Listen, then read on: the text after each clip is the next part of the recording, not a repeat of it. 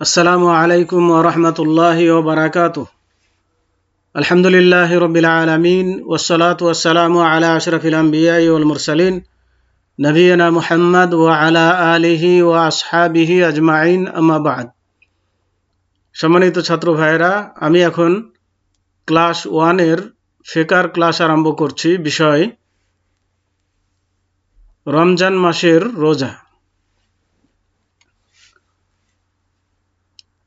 চতুর্থ রুকন রমজান মাসের রোজা, অর্থাৎ আল্লাহ রাব্বুল আলামিন মানুষের উপরে বছরে এক মাস রোজা ফরজ করেছেন। সেটি হচ্ছে আরবি মাস, যার নাম হচ্ছে রমাদান। এই মাসের রোজাকে আল্লাহ রাব্বুল আলামিন ফরজ করেছেন। এটি ইসলামের 5টি স্তম্ভের মধ্যে একটি স্তম্ভ। তো এই মর্মে আল্লাহ তাআলা বলেন, ইয়া আইয়ুহাল্লাযীনা আমানু কুতিবা আলাইকুমুস সিয়ামু কামা কুতিবা আলাল্লাযীনা মিন ক্বাবলিকুম লাআল্লাকুম তাত্তাকুন। হে ঈমানদারগণ, তোমাদের উপরে রোজা ফরজ করা হয়েছে যেরূপ ফরজ করা হয়েছিল তোমাদের পূর্ববর্তী লোকদের উপর, যাতে তোমরা রোজার অবস্থায় পানাহার বর্জন করে জাহান্নাম হতে মুক্তি লাভ করতে পারো।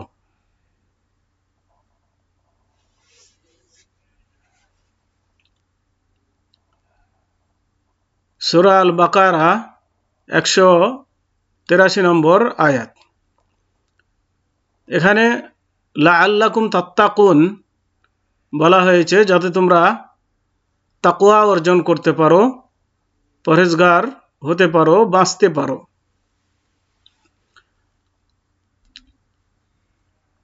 এবার আমরা সিয়াম বা রোজার সংজ্ঞা জেনে নিব।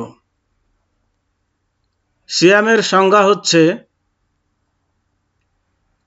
সিয়ামের শাব্দিক অর্থ হচ্ছে ইমসাক, মানে বিরত থাকা, বেঁচে থাকা বা বিরত থাকা। এটা হচ্ছে শাব্দিক অর্থ। আর পারিভাষিক অর্থ হচ্ছে, পারিভাষিক সংজ্ঞা হচ্ছে এটা যে ফজর থেকে সূর্যাস্ত পর্যন্ত পানাহার ও রোজা বিনষ্টকারী সমস্ত বস্তু হতে বিরত থেকে আল্লাহর বন্দেগী করার নাম হচ্ছে সিয়াম। তার মানে সুবে সাদেক থেকে সূর্যাস্ত পর্যন্ত, মানে সূর্য ডোবা পর্যন্ত রোজার নিয়তে পানাহার এবং রোজা ভঙ্গকারী বস্তু, তার মানে রোজা ভঙ্গকারী বস্তু যেমন স্ত্রী মিলন এবং যে সমস্ত কারণে রোজা ভেঙে যায়, যেমন খাদ্য জাতীয় কোনো কিছু গ্রহণ করলে, এ সমস্ত জিনিস থেকে বিরত রেখে আল্লাহর বন্দেগী করার নাম হচ্ছে সিয়াম। সংজ্ঞাটা সবাই মুখস্থ করে নেবেন, যাতে করে আমরা রোজা কাকে বলে এটা বুঝতে পারি। রোজার ফজিলত। রোজার ফজিলত বা গুরুত্ব হচ্ছে, হাদিসে এসছে, আনাবি হুরায়রাতা রাদিয়াল্লাহু আনহু ইয়াকুল ক্বালা রাসূলুল্লাহ সাল্লাল্লাহু আলাইহি ওয়াসাল্লাম ক্বালা আল্লাহু কুল্লু আমালি ইবনে আদম লাহু ইল্লা সিয়ামা ফাইন্নাহু লি ওয়া আনা আজজি বিহি ওয়াসিয়ামু জুন্নাতুন ওয়া ইযা কানা ইয়াউমু সাওমি আহাদিকুম ফালা ইয়ারফুথ ওয়ালা ইয়াসখাব ফাইন সাব্বাহু আহাদুন আও কাতালাহু ফালিয়াকুল ইন্নী ইমরুউন সায়িমুন ওয়াল্লাযী নাফসু মুহাম্মাদিন বিয়াদিহি লাখালুফু ফামিস সায়িমি আতয়াবু ইনদাল্লাহি মির রিহিল মিসকি লিস-সায়িমি ফারহাতানে ইয়াফরাহুহুমা ইযা আফতারা ফারিহা ওয়া ইযা লাকিয়া রাব্বাহু ফারিহা বিসাওমিহি। অর্থ হচ্ছে, আবু হুরায়রা রাদিয়াল্লাহু তাআলা আনহু থেকে বর্ণিত, তিনি বলেন, আল্লাহ রাসূল সাল্লাল্লাহু আলাইহি ওয়াসাল্লাম বলেছেন, মহান পরাক্রমশালী আল্লাহ বলেছেন, আদম সন্তানের প্রতিটি আমল তার নিজের জন্য রোজা ছাড়া, কারণ তা আমার জন্য এবং আমি তার প্রতিদান দেব। আর রোজা ঢাল স্বরূপ, কাজেই তোমাদের মধ্য থেকে কোনো ব্যক্তি যেদিন রোজা রাখবে সেদিন যেন সে অশ্লীল কাজ না করে, শোরগোল না করে। যদি কেউ তাকে গালি দেয় বা তার সাথে ঝগড়া করে, তাহলে সে বলবে, আমি রোজাদার ব্যক্তি। যার হাতে মুহাম্মদ সাল্লাল্লাহু আলাইহি ওয়াসাল্লামের প্রাণ আছে তার কসম, রোজাদারের মুখের গন্ধ দুনিয়াতে এবং কিয়ামত দিবসে আল্লাহর কাছে এক প্রকারের সুগন্ধময় কস্তুরীর চাইতেও সুগন্ধিযুক্ত। রোজাদারের দুটি আনন্দ যা সে লাভ করবে, একটি হচ্ছে সে ইফতারের সময়ে আনন্দ, আর দ্বিতীয় আনন্দটি সে লাভ করবে যখন সে তার রবের সাথে সাক্ষাৎ করবে, তখন সে তার রোজার কারণে আনন্দিত হবে। সহিহ বুখারী হাদিস নম্বর 1904 এবং সহিহ মুসলিম হাদিস নম্বর 163। তবে হাদিসের শব্দগুলি সহিহ বুখারী থেকে নেওয়া হয়েছে। এখানে একটি জিনিস লক্ষণীয় বিষয়, যে এখানে বলা হলো আদম সন্তানের আমলগুলো তার জন্য রোজা ব্যতীত, রোজা আমার জন্য এবং তার প্রতিদান আমি তাকে নিজ হাতে দেব। তার মানে রোজার প্রতিটি তার মানে আদম সন্তানের প্রতিটি আমলই তো আল্লাহর জন্য, কিন্তু রোজাকে এভাবে কেন আলাদা করে বলা হলো? এটা হচ্ছে রোজার বিশেষ একটা গুরুত্ব রয়েছে, এ কারণে যে রোজা, আল্লাহ বলছেন যে রোজা আমার জন্য। তার মানে একজন নামাজি যদি নামাজ না পড়ে, নামাজ যেহেতু জামাত সহকারে পড়ার নির্দেশ, তাহলে মানুষে টের পাবে, বুঝতে পারবে। একজন হজ না করলে মানুষে বুঝতে পারবে, জাকাত না দিলে মানুষে বুঝতে পারবে, কিন্তু কেউ যদি রোজা না রাখে তাহলে কেউ বুঝতে পারবে না। তো যখন কেউ রোজা রাখে তখন সে আসলেই আল্লাহর জন্যই রাখে, আল্লাহর ভয়ে রাখে, আল্লাহর কাছে পুরস্কার পাওয়ার জন্যই রাখে। যার কারণে আল্লাহ রাব্বুল আলামিন বলছেন যে রোজা আমার জন্য, আর এর বিনিময়ে আমি নিজ হাতে দান করব।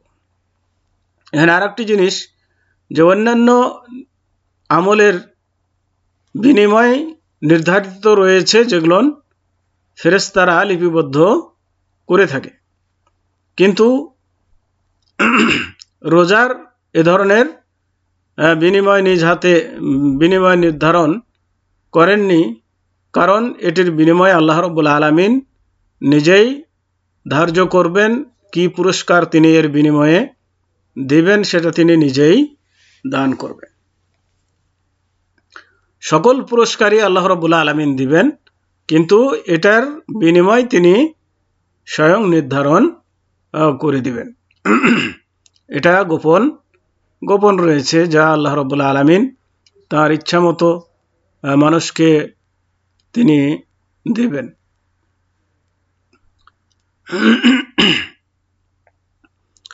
এবার আসুন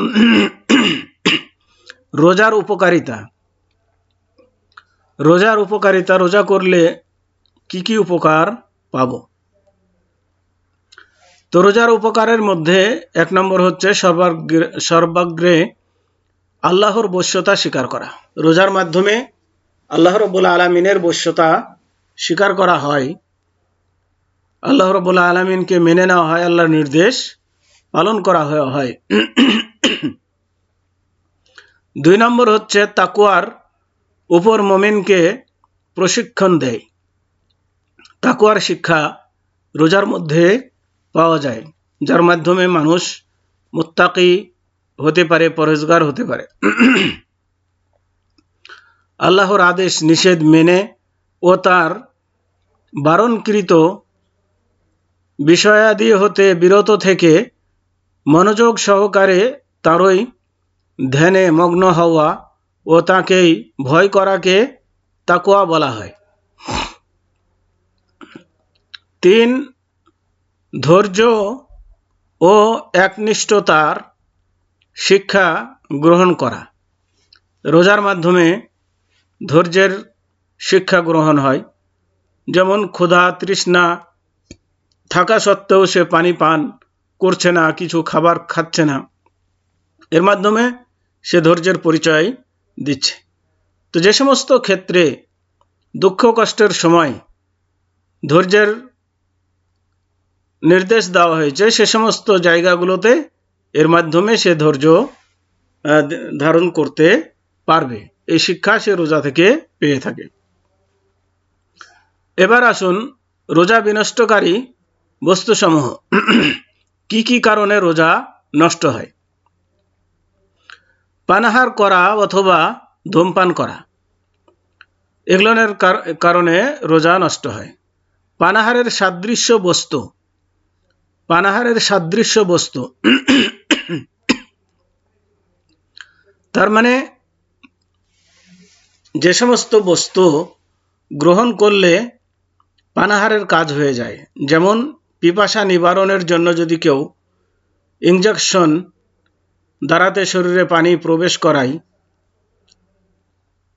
যা তার পিপাসা মিটিয়ে দেয়, বা খাদ্যের কাজ করে, তো এই ধরনের ইনজেকশন তার রোজা নষ্ট করে দিবে। 3 ইচ্ছাকৃত বমি করা, মানে ইচ্ছাকৃত বমি তার মানে হয়তো আপনি মুখে আঙ্গুল দিয়ে বা এমন কিছু করলেন যার কারণে আপনার বমি হয়ে গেল, তাহলে এ কারণে রোজা নষ্ট হবে। কিন্তু অনিচ্ছা সত্ত্বে যদি বমি হয়ে যায়, তার কারণে রোজা নষ্ট হবে না। মনে করেন এমনি পেটের গোলমালের কারণে বমি হয়ে গেল, যেটা আপনি চাননি তারপরও হয়ে গেল, তাহলে এ কারণে রোজা নষ্ট হবে না। কিন্তু আপনি ইচ্ছা করে যদি পেট থেকে কোনো কিছু বের করেন, তাহলে রোজা নষ্ট হয়ে যাবে। 4 অতিরিক্ত পরিমাণে রক্ত বের করা, শরীর থেকে বেশি পরিমাণে রক্ত বের করা, কিন্তু সামান্য, যেমন কোনো অসুখের পরীক্ষার জন্য যেমন রক্ত নিয়ে থাকে ডাক্তাররা, যেমন 1 সিরিঞ্জ বা তার চাইতে কিছু বেশি, এ ধরনের রক্ত নিলে রোজা নষ্ট হবে না। কিন্তু যদি 1 ব্যাগ রক্ত নেওয়া হয় বা তার বেশি, তাহলে পরে এ ধরনের রক্ত শরীর থেকে নিলে রোজা নষ্ট হয়ে যাবে। তো রোজা অবস্থায় এগুলো করা যাবে না। যেমন রক্তদান অনেকে করে থাকে, তো রোজা অবস্থায় করবে না, রোজা ইফতারের পরে সে রক্তদান করবে। 5 ঋতুস্রাব কিংবা প্রসবোত্তরকালীন রক্তস্রাব, যেমন মেয়েদের যে মাসিক হয়ে থাকে, মেন্স, অথবা বাচ্চা প্রসবের পরে যতদিন রক্ত প্রবাহিত থাকে, এই সমস্ত রক্ত প্রবাহের কারণে তার রোজা নষ্ট হয়ে যাবে, এই সময় রোজা রাখবে না। হস্তমৈথুন করে বীর্যপাত করা, মানে ইচ্ছাকৃতভাবে বীর্যপাত ঘটানো। যেমন কেউ হস্তমৈথুন করলো, হাত দিয়ে সে বীর্যপাত ঘটালো, তাহলে রোজা নষ্ট হবে। কিন্তু কেউ হয়তো দিনের বেলায় ঘুমিয়েছে, শোয়ার পরে সে তার স্বপ্নদোষ হয়ে গেল ঘুমের অবস্থায়, তাহলে এ কারণে রোজা নষ্ট হবে না, কারণ এটা তার ইচ্ছায় হয়নি, বিনা ইচ্ছায় হয়েছে, যার কারণে রোজা নষ্ট হবে না। সে গোসল করে নেবে এবং ইফতারের সময় ইফতার করবে, রোজা ছাড়বে না, তার রোজা ঠিক থাকবে, কোনো ক্ষতি হবে না। 7 যৌন সঙ্গম করা, তার মানে স্ত্রী মিলন করা। স্ত্রী মিলন করলে রোজা নষ্ট হয়ে যাবে। তো আসুন রোজা সম্পর্কে আমরা যে সমস্ত জিনিসগুলো জানলাম এগুলো সঠিকভাবে আমরা যেন মেনে চলি এবং রোজা থেকে আমরা শিক্ষা গ্রহণ করি, ধৈর্যের শিক্ষা এবং তাকওয়ার শিক্ষা, এগুলো যেন আমরা রোজা থেকে গ্রহণ করি। রোজার মাধ্যমে যেন আমাদের কিছু পরিবর্তন আসে, এটা অবশ্যই দরকার। আর যে সমস্ত কারণে রোজা নষ্ট হয় এগুলো থেকে অবশ্যই আমরা যেন বিরত থেকে রোজা রাখি। আল্লাহ রাব্বুল আলামিন তৌফিক দান করুন। এ বলে আজকের মতো এখানেই শেষ করছি। ওয়া সাল্লাল্লাহু আলা নাবিয়িনা মুহাম্মদ ওয়া আলা আলিহি ওয়া আসহাবিহি ওয়া বারিক ওয়া সাল্লাম। আসসালামু আলাইকুম ওয়া রাহমাতুল্লাহি ওয়া বারাকাতুহু।